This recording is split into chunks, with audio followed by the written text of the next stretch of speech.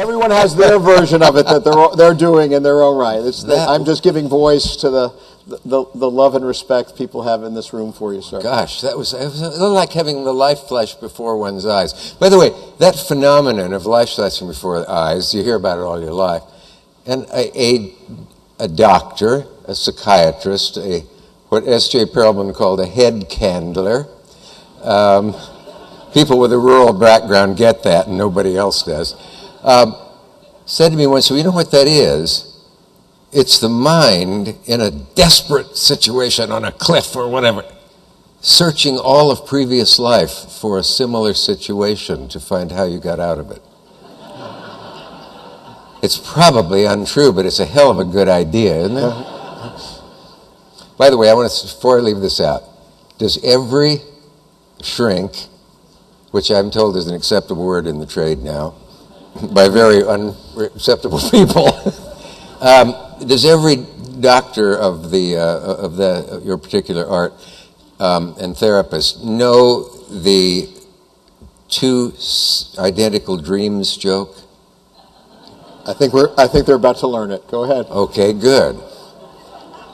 Two guys, both in therapy with the same doctor, say, there's rumor that this was two comedy writers, by the way, who did this, and I know the two that are alleged to have done it. They're both dead, so I can't check it. But they said, let's go. You go first. You're at 9 o'clock. Tell him a bizarre dream, and then tell it to me first. And when I go in at 4, I will tell him the exact same dream. Isn't that a great idea?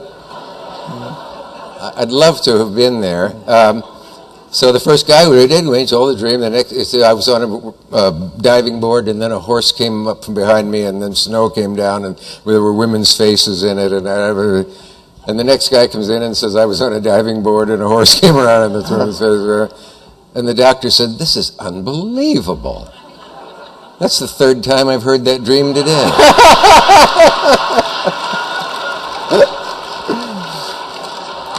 All right. Now, he had a certain amount of talent. He had a certain amount.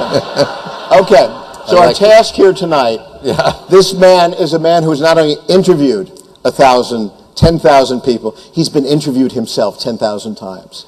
So can we have a conversation tonight that you have not already had, and I'm not sure we can, but that's part of our project tonight, okay? With you, I expect nothing old or hackneyed or unoriginal. All right, good. Well, this is called playing up to the host in case he's a schmuck. And it's weird because any ploy I use with this man, I know he has used about 10,000 times. Don't be self-conscious. And not in the least. Otherwise you will. Completely put me at my ease. Thank you so much. You'll be very, seriously, you'll be very good for your age. All right, there you go. Well, George has to be put in your place. When you mentioned a magician, that used to piss me off because when I was a kid, I'd do my magic act, and I was really good. And old folks would come up and say, you're so good for your age. And I would just say, I'm good for any age, you old bat. Yeah. But anyway. And I'm old enough that's very reassuring. So you're doing what you do in interviews. I feel protected and reassured already. And you've never looked better. So you're a great historian of the entertainment world and television.